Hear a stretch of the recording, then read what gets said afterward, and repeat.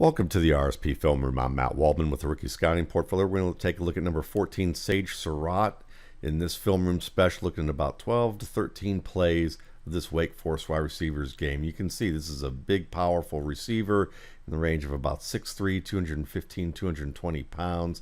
Good contact balance, skill to be able to push or, drive his way through wraps and reaches.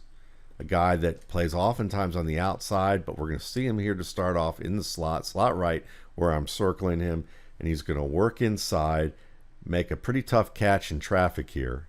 Look at how he reaches his hands out here. His pads and his chest are facing the target, so he's making himself friendly in this spot in the zone here underneath the safety and inside the linebacker. Makes the catch, takes some contact here, pulls through that with his size, bounces off of it, lowers his pads, and he may have slipped a little bit, but he's able to drive with those pads and continue to drive forward. We're going to look at it in a little bit more slow motion here so you can see. Attacks with the ball, secures it quickly, and then just drives forward. What I like about this play more than anything is that, when you look at what he's doing here, he knows he's going to take punishment. He knows he has an official in the way in terms of where he's going to have to break. He has another safety coming, into the play, and he's still able to attack the ball, make the catch, reach through there to be able to do it too. Just that nice job of squaring and securing the ball and doing it early. Pretty nice flat break there so that he's underneath the safeties. That's good too. Comes off the line, gets his head around, gets his chest and shoulders around. Because he has his hand away, makes that good catch, ducks through, continues forward. Pretty strong play. And this is a common theme with Surratt's game. You're going to watch him here work this fade and just catch that ball in traffic. And this time his hands are close to his chest, but he's able to use that outside arm to get over the shoulder and turn and secure the ball with the defender wrapped around him. He's really earned a lot of confidence in his quarterback to be able to make these plays. Throw the ball up, let him earn position, see how that shoulder comes up, and see how he lifts that elbow high. He's got the elbow arced over any possible reach there. It's not lifting over the shoulder. It's really getting the elbow as high as possible to get over the chest and then earning that position quickly and securing the ball. And that's not bad for the fact that he's going to have to, turn like that and still get his hands that quickly to be able to secure it. May not be the perfect hands, technique to be able to catch this, but you can see he has the fingers up, he has the palms out, maybe the thumbs are a little far apart, and he has to clap on this a little bit and maybe use his chest as a backstop. But it's still decent hand-eye coordination, and I love the use of that elbow to get that high and turn through and make the catch. You have kind of a little hesitation and then the work back to the outside. Late hands too. Notice that, he looks back for the ball, but he doesn't get his hands up until the ball's really within a yard or two of him, and even less. Nice attack. And jump balls are really his thing. I mean, this is one of the skills with Surratt is the confidence that teams can have him with a 50-50 ball. You're going to see here him make a nice jump back technique. The fact that he's able to leap up but work back towards the ball rather than leaning away from it. He's leaning towards it. And look at that job of being able to pull the ball away from the reach of number 8 in his chest and bring it to the ground. We're going to show it one more time here in a little bit more slow motion. We'll talk about the release in a minute. But watch him jump back to the ball, pull it up and back, and then turn it away. That's a really sweet technique to be able to attack the ball first, pull it up, and then use the pull down technique to pull it away. All right, let's go back to the the release here, because the release is some nice work too. All right, there's the pull down, pull away. Got like 3 steps, and then you have a nice jab to the inside, back to the outside, little, you know, a little bit of a swat, and then the pull down.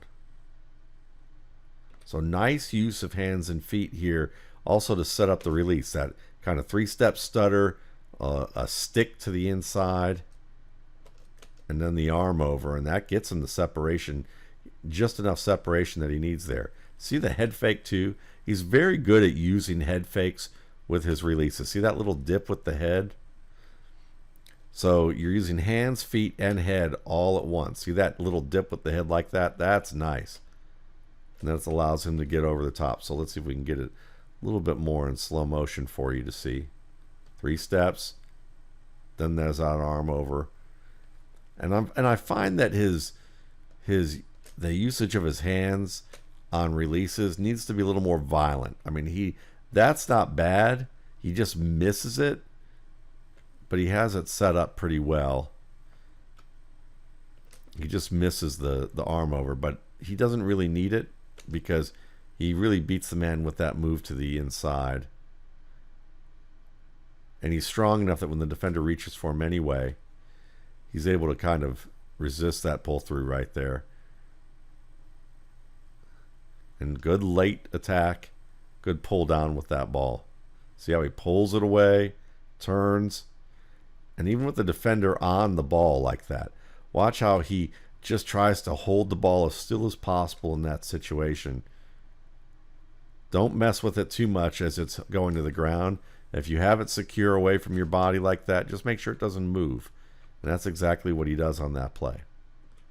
So overall, you're seeing some release technique with the 3 steps. Let's look at it one more time. We're going to get the 3-step release, that stick, the head fake, the arm over, drive up field, attack at the late point with a jump back, hands as close together as possible, pull the ball high and away from number 8, and then turn the back from number 8, and then just hold on to it tight. See if we can do it all in slow-mo for you to see one more time. 3-step, head fake, arm over, drive up field, look for the ball, jump back, pull down and away. And see, this is probably the best part of his game, is his confidence in being able to attack the ball away from his frame at the earliest point, dealing with contact, dealing with tight coverage. This is what makes Sage Surratt a compelling NFL prospect. And here's another example of his ability to work these 50-50 routes. You can see that the defender's in his chest. Once again, not fazed by the defender in his chest. Times the ball well, jumps back to it, cuts off the defender, works inside and across his chest, attacks the ball with his hands at active position at the numbers, and comes down with the ball. Let's look at it one more time in slow motion here. And when you can use your size, you can use your reach and your hands, and you have good grip strength, and you're not phased, quarterbacks begin to trust you. You see that it's not, he doesn't have any amazing separation here. This is really designed to just say, okay, I'm going to throw it up, put some air under it, let you go up and get it. A nice job rebounding there. And it's this framing of his hands that you can just see no matter what, as he works to this fade route up the sideline, he's tightly covered. But watch him reach. See how he reaches for that ball? He doesn't wait for that ball to go over his shoulder. Instead, he attacks it first. He has his arms away, elbows bent a little bit, attacks that ball, comes down with it. I love this about his game. He does this repeatedly. You're going to see a little bit of a stutter, and then he works to the outside, and it's just, you know, defender on his back hip, facing his chest, but that attack. And it just allows him to pull the ball away earlier, all in one very swift motion, up and back to the outside. He tucks it so nicely there. It just looks like a practice rep how smooth that is. and it allows him to attack the ball a little earlier. Instead of putting his hands up and the ball's over his shoulder, he can look back and attack it at the back shoulder of that defensive back. See how he reaches to the back shoulder, brings it around to the left side. Defender has no shot at it that way. Early attack. And then look at the feet here with the sideline awareness here.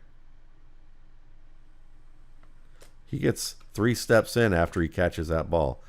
And the other thing that you have to remember is, this being a fade or a go route, look at the fact that he is between the numbers and the sideline. He has a lot of space away from that sideline, so that allows him late in the play to be able to fade a little bit to catch that ball and get a little horizontal separation from that cornerback. So he's controlling the depth to the sideline, or the width to the sideline, I guess you would say, by maintaining his line and not getting too tight to the sideline and allowing himself to get pushed to the boundary.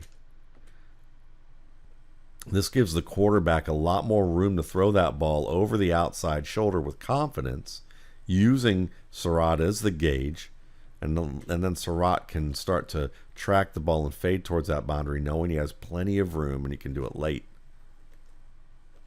Yeah, this is just an excellent play.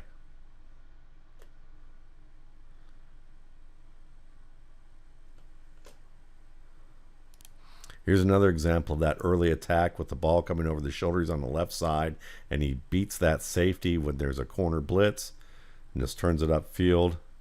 Let's look at it one more time here. See the corner blitz? And then he works a little bit of a double move there. And this is a part of his game that helps him get free a lot. But there's that attack. See how he attacks it actively with his hands up. He's not trying to bucket catch it. This is just much better control. And when you can catch the ball like that over your shoulder, I love that. That's a technique you don't see from a lot of receivers. They tend to bucket catch here and have their arms out here, but he's catching it at the earliest point so he can control it and secure it. Now let's go back to this play. You're going to see the safety rotate down with this corner blitz and watch him you're going to watch Surratt basically raise his pads up right there, turn, and then go. And that's all he needed with the safety, who's having to be aggressive to try and get downhill to cover what he thinks is going to be a quick hitch against this corner blitz. But they have him fooled because Surratt gives a little bit of the turn to the inside like he's going to drop and pop right there, and then just keeps going. And that fools the safety, and then it's off to the races there. And these double moves are going to be important for Surratt because what we see with his game is a lot of tight coverage. When he's wide open, it's usually going to be a double move against a mismatch with the safety. This is what Wake Forest does a lot. So when you start talking about Surratt as a deep threat, you're not talking about great speed. He has good enough speed, but he doesn't have great quickness. So he's going to have to, they work with him by, again, double moves off of blitz reads. Look at it one more time here. I'll just go all the way. See a little bit of a slowdown and then continue going. Double moves off of blitz reads. You're going to see play action with double moves. You're also going to see tight coverage routes. But once again, there's that little slowdown, little stutter, and then just continues going. But when you watch Surratt up close against, say, tight man coverage, here he's bottom left. You're going to see he's kind of deliberate with some of these movements. He does, there's certain movements that he's pretty good at. The hesitation has some suddenness to it. The 2-step release has some suddenness to it. Some 3-step moves have suddenness to it. But when you ask him, let me show it again. I messed that up. But here he is, bottom left. You're going to see this just a little bit. See how there's just a little bit of a hesitation. He just kind of it's not quick enough when he makes this little pivot to come to balance and then try and release off of that. He's trying to get square and get both feet in line and then dive inside, and it's just not very fast. And this is a common thing for him. And yes, it's a run play, so you could say maybe he's taking off a little bit, but we're going to watch a little bit more with him because it's just a little deliberate. He's a little lumbering with certain moves, and it's usually these stop-start moves. They're going to try and use Surratt here in the slot and have a rub route where he works outside this receiver on the left. So here's Surratt, slot left, and watch him have a little bit of a move, a little stutter, and then work around, and he's just not able to get to that spot fast enough.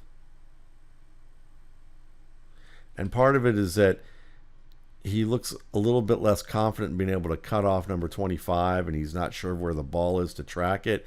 He's not sure that if he cuts off this defensive back to try and catch it, that he could actually reach it. So a little bit of a hesitation prevents him from getting to that spot. But part of it too is when you just look at the footwork here, it's just not as sudden. You know, you've got a couple of stutters and then that stick and move, and it's just not that fast. You know, when you start looking at him from that perspective, you know, there's some moves that he's faster at than others. Here's another 2 steps and then a stick and works to the inside here from slot left. Again, the defender's with him, no problem. It's not very sudden. You know, he's not changing pace very well. You know, again, there could be a little bit more to this, a little bit more suddenness and snap to that stick to the outside, maybe a little bit more movement laterally so that he can be more compelling with this move.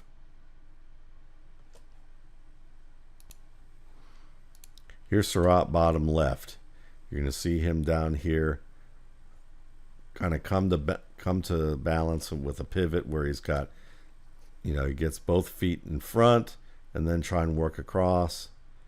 And it's just, you know, again, not fast enough, not really compelling enough. He's going to stay well covered here on this particular play. And one of the things that you also see with him that happens on this play is that his hands just don't have a lot of snap through the play. See how it's just like he kind of snaps into the defender, but he doesn't follow through enough to really be violent through that movement to get the defender's hands off him. And that's a common thing too, is that the hands need to be a little more violent, a little more sudden so that he can get that separation.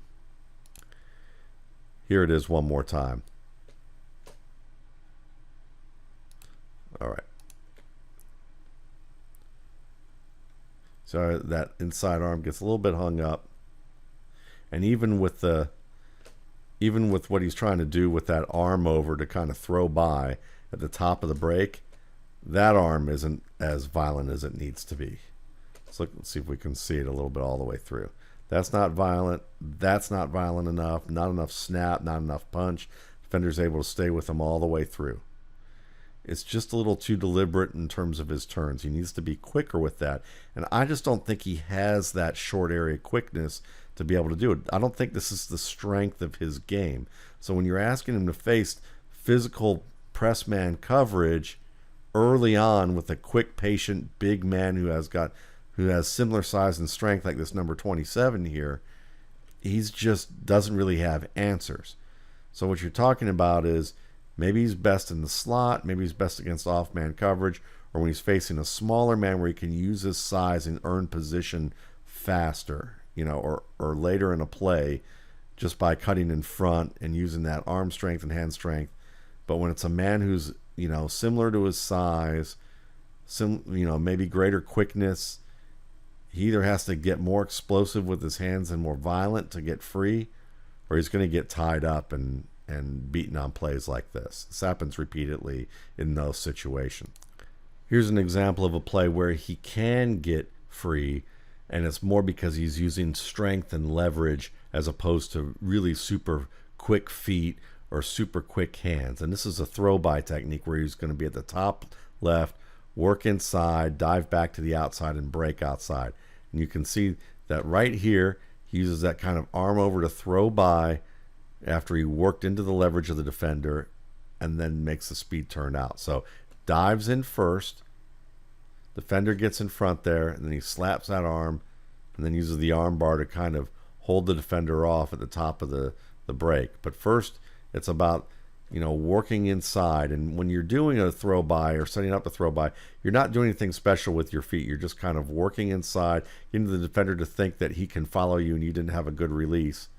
And then you can get that defender just a little bit ahead of you so that then you can use that arm to kind of, work off of him, kind of push him away or let him go by with a little bit of an arm move right there, that little arm move there. And then he uses that arm bar to kind of reinforce that turn to the outside, gets his head around.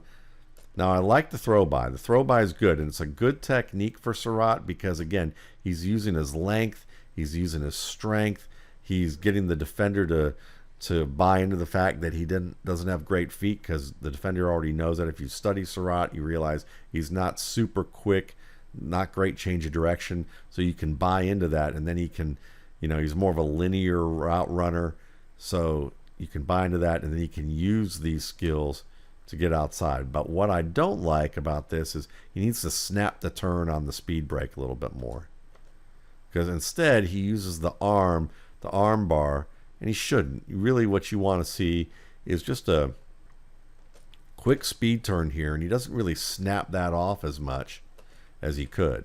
I mean, he still gets separation on this play, and the quarterback's not really looking to him anyhow.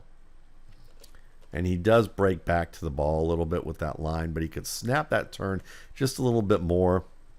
And rather than using the arm bar, which slows him down by reaching the arm out, he already has a separation right here. He doesn't need to reach. He really just needs to take another step and turn, and he would have had even more separation than he did by initiating that contact. But again, you can see the types of movements off the line of scrimmage where Surratt excels, and plays where maybe he's just not quite so good. And on this play, this is excellent right there. Little throwback, that's good. Or the little throw by, that's good.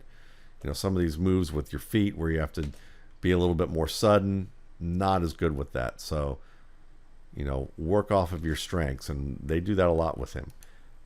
Here's another example of that, working off Surratt's strengths. 3 receiver set.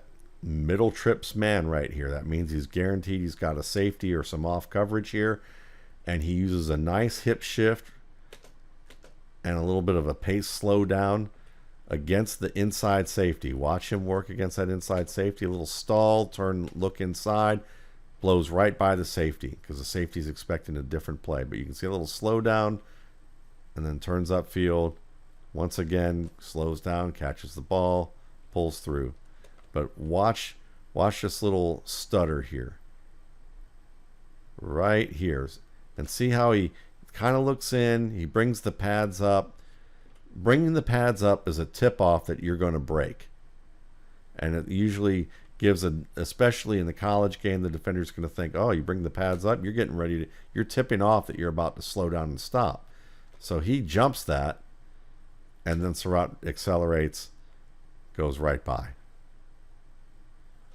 This is what Surratt's going to be good at in the NFL, is using him as a big slot player where he can get these types of matchups. But in the NFL, he's going to be facing savvier coverage players at safety. So it's also going to be a little bit of an additional challenge for him. But because of his strength, his size, his ability to cut off defenders, he's still going to often have the advantage against lesser safeties. So here's a touchdown by Surratt. You're going to see him here. He's going to work inside, and then again the double move. And you can just see, I mean, when you can just kind of, make that immediate, release to the outside, and then you can slow down and turn back, get that defender baited that way. He has enough speed there to be able to win outside and then cut the defender off with a stack and just look that ball in. And in this case, he does a good job of catching it bucket style, but he does it with his back to the defender, knowing that he has the back to the defender and making the defender play through him. So it's not always about attacking the ball with the active hands and turning the chest towards the defender. If you know that you don't have a defender inside your hip and into your chest, and you have your back to him and you've stacked him like this, then yeah, you play the ball with a bucket style catch. And even then, you know, good fingertips grab here. Looks that ball in very well. So, you know, there's a lot to like about Sage Surratt. You know, is he a pure outside receiver? I don't necessarily think so. You know, you can use him as a split end. You can get some good work from him in terms of double moves, in terms of, you know, 50-50 balls. And that's going to be worthwhile. Against off coverage, he's going to be able to run some routes for you underneath, but he's kind of slow and lumbering on the routes where he has to use his hips to drop his weight. Not very good at that right now. Maybe he'll improve with that, but that, you know, that perimeter timing game isn't really his thing as much as it is the winning the ball in the air. And then in addition to that, you know, one of the other things that you want to see with his game is, you know, whether or not he's someone that can develop a little bit more with his release moves. If not, what you're really looking for here is a player who will sometimes give you, you know, outside opportunities with the perimeter game and the zone game, and then inside he can work inside in the zones for you, catching the ball, using his strength and power, not being afraid to go inside and attack the ball early. You know, if you get that with Sage Surratt and you can use him in those capacities, I think that he can be a nice contributor, maybe even a starter for an NFL team. And I know a lot of people look at him as, you know, one of the top prospects in this 2021 wide receiver class, and perhaps he will be. You know, we'll see what he looks like in 2021, but I can tell you right now that I like his game. I love his hands, but I don't love his complete game yet as a route runner, as a guy who releases from the line of scrimmage. He has some releases, but not a full complement that, you know, due to that lack of quickness. So good player to keep an eye on. You know, appreciate you listening to this. And thank you for watching the RSP Film Room. For more RSP Film Room and Boiler Room videos, check out my YouTube channel, Matt Waldman's RSP Film Room, and my site, www.mattwaldmanrsp.com.